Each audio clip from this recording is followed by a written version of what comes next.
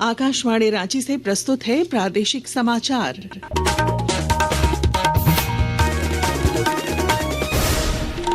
नमस्कार, प्रादेशिक समाचारों के साथ मैं पूनम करकेट्टा। पहले मुख्य समाचार।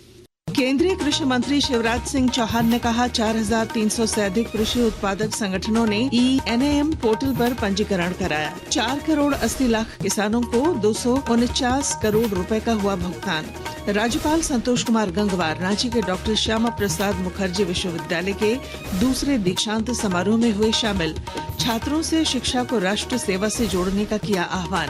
राज्य के कल्याण मंत्री चमरा लिंडा ने खूंटी के छात्रावास का दौरा कर छात्रों से किया संवाद।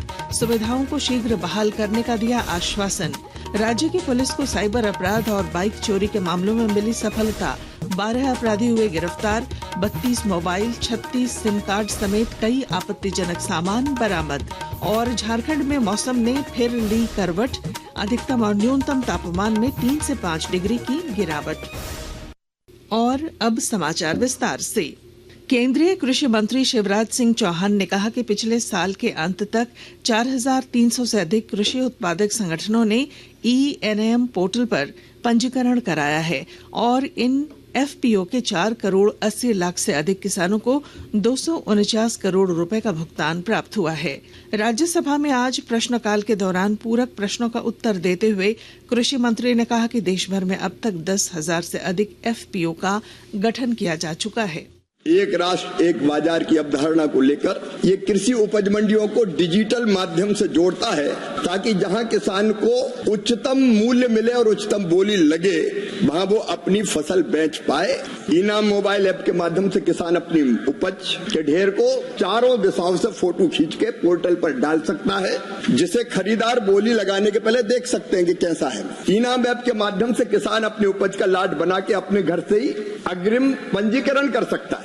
राज्यपाल संतोष कुमार गंगवार आज रांची के डॉक्टर श्यामा प्रसाद मुखर्जी विश्वविद्यालय के दूसरे दीक्षांत समारोह में बतौर मुख्य अतिथि शामिल हुए। इस अवसर पर उन्होंने UG और PG के 183 टॉपर छात्रों को गोल्ड मेडल प्रदान किया और छात्रों को शुभकामनाएं देते हुए शिक्षा को राष्ट्र सेवा से जोड़ने का संदेश दिया।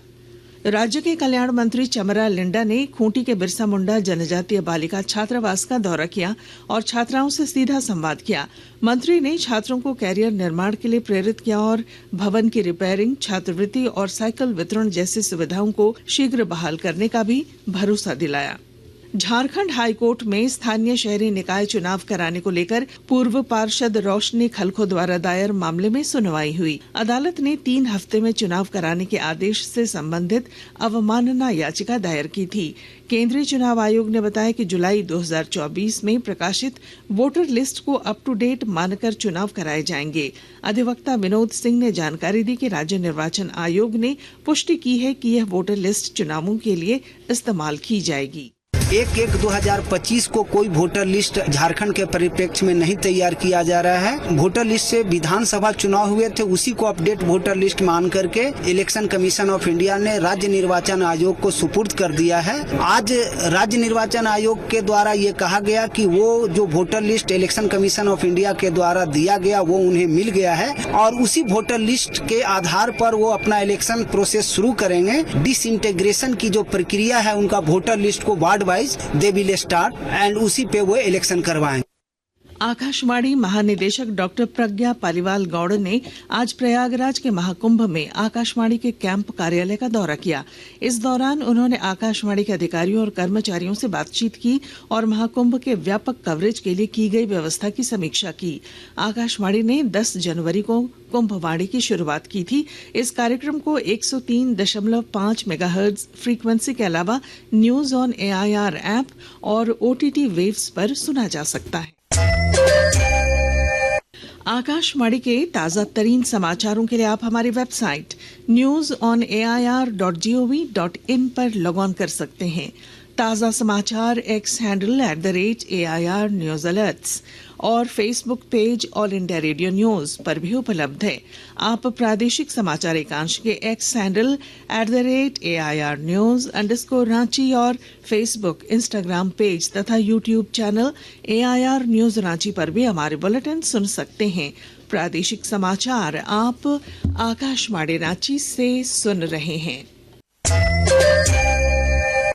प्रधानमंत्री नरेंद्र मोदी ने अपने वार्षिक कार्यक्रम परीक्षा पे चर्चा के 8वें संस्करण में छात्रों को तनाव मुक्त परीक्षा का मंत्र देंगे। इस बार 10 फरवरी को प्रसारित होने वाले कार्यक्रम में 8 एपिसोड होंगे और विभिन्न क्षेत्रों की प्रमुख हस्तियां छात्रों के साथ अपने अनुभव साझा करेंगी। खूंटी के सीएम स्कूल ऑफ एक्सीलेंस के विद्यार्थी प्रधानमंत्री के टिप्स को लेकर उत्साहित हैं। राज्य की पुलिस को साइबर अपराध और बाइक चोरी के अलग अलग मामलों में सफलता मिली है। पूर्वी सिंहभूम के सीताराम डेरा थाना पुलिस ने बाइक चोरी के मामले में 3 युवकों को गिरफ्तार किया है। इधर जामताड़ा पुलिस ने साइबर अपराधियों के खिलाफ बड़ी कार्रवाई करते हुए 4 अपराधियों को गिरफ्तार किया है। उनके पास से 12 मोबाइल, 14 सिम कार्ड, आधार कार्ड और पैन कार्ड बरामद हुए हैं। गिरिडीह पुलिस ने गांडेय और जमुआ थाना क्षेत्र में छापेमारी कर 5 साइबर अपराधियों को गिरफ्तार किया है। आरोपियों के पास से 20 मोबाइल, 22 सिम कार्ड और आपत्तिजनक सामान बरामद हुए। एसपी विमल कुमार ने बताया कि ये अपराधी फर्जी बैंक अधिकारी बनकर और फर्जी लिंक भेजकर लोगों से ठगी करते थे। प्रतिबिंब पोर्टल के माध्यम से कुल 5 साइबर अपराधी को गिरफ्तार किया गया। इसमें जो इनका क्राइम का जो मोडस था वो ये Canara bank, PNB bank, IndusInd bank, courier service, hospital service या ऑनलाइन डॉक्टर अपॉइंटमेंट के नाम पे, केवाईसी अपडेट के नाम पे एपीके फाइल भेजते थे ये, और उसके बाद जो भी उसका डाटा शेयर होता था उसके माध्यम से उनके अकाउंट से पैसे अपने अकाउंट में या कहीं भी वो ट्रांसफर करा लेते थे। इनके पास से कुल 20 mobile, 27 SIM card, 2 power bank इत्यादि सामान बरामद हुए। रामगढ़ जिले को कुष्ठ मुक्त बनाने के लिए जिला प्रशासन और सामाजिक संगठनों द्वारा हर स्तर पर प्रयास किए जा रहे हैं और जानकारी दे रहे हैं हमारे संवाददाता। रामगढ़ जिले को कुष्ठ मुक्त बनाने के लिए जिला प्रशासन के साथ साथ सामाजिक संगठनों के द्वारा हर स्तर पर प्रयास किए जा रहे हैं। जिला प्रशासन एवं स्वास्थ्य विभाग के संयुक्त पहल पर जिले भर में 30 जनवरी से 14 फरवरी तक चलाए जा रहे जागरूकता अभियान के दौरान कुष्ठ के संबंध में विस्तृत जानकारियां देकर आम लोगों को जागरूक करने का प्रयास लगातार जारी है। इस क्रम में उपायुक्त चंदन कुमार एवं सिविल सर्जन डॉक्टर महालक्ष्मी प्रसाद ने कहा कि कुष्ठ लाइलाज बीमारी नहीं है। उन्होंने कहा कि कुष्ठ की पहचान के बाद नियमित इलाज से कुष्ठ पूरी तरह ठीक हो जाता है। कौशल किशोर तिवारी, आकाशवाणी समाचार, रामगढ़। रांची के मोराबादी स्थित मेगा स्पोर्ट्स कॉम्प्लेक्स में 10 से 15 फरवरी तक 68वीं Akhil Bharatiya police duty meet का आयोजन होगा, जिसमें 18 राज्यों, 2 केंद्र शासित प्रदेशों और अर्ध सैन्य बलों की 8 टीमें भाग लेंगी। रांची स्थित बिरसा कृषि विश्वविद्यालय में कल से 3 दिवसीय एग्रोटेक किसान मेले का आयोजन किया जाएगा। इसका उद्घाटन मुख्यमंत्री हेमंत सोरेन करेंगे, जबकि 10 फरवरी को होने वाले समापन समारोह में राज्यपाल मुख्य अतिथि होंगे। मेले में 120 स्टॉल लगाए जाएंगे। मौसम।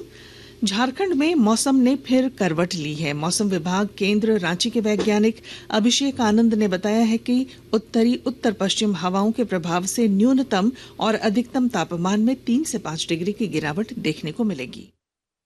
अभी झारखंड में उत्तरी उत्तर पश्चिमी हवाओं का जोर है और जिस कारण से थोड़ी सी ठंडी और ड्राई विंड से झारखंड की तरफ आ रही है, जिसके कारण से न्यूनतम पारा है वो 3 से 5 डिग्री गिरता हुआ आपको देखने को मिलेगा। अधिकतम तापमान उत्तरी और मध्य झारखंड में इंक्लूडिंग रांची हम लोग देख रहे हैं कि अधिकतम तापमान 3 से 4 डिग्री तक गिरावट देखने को मिला है।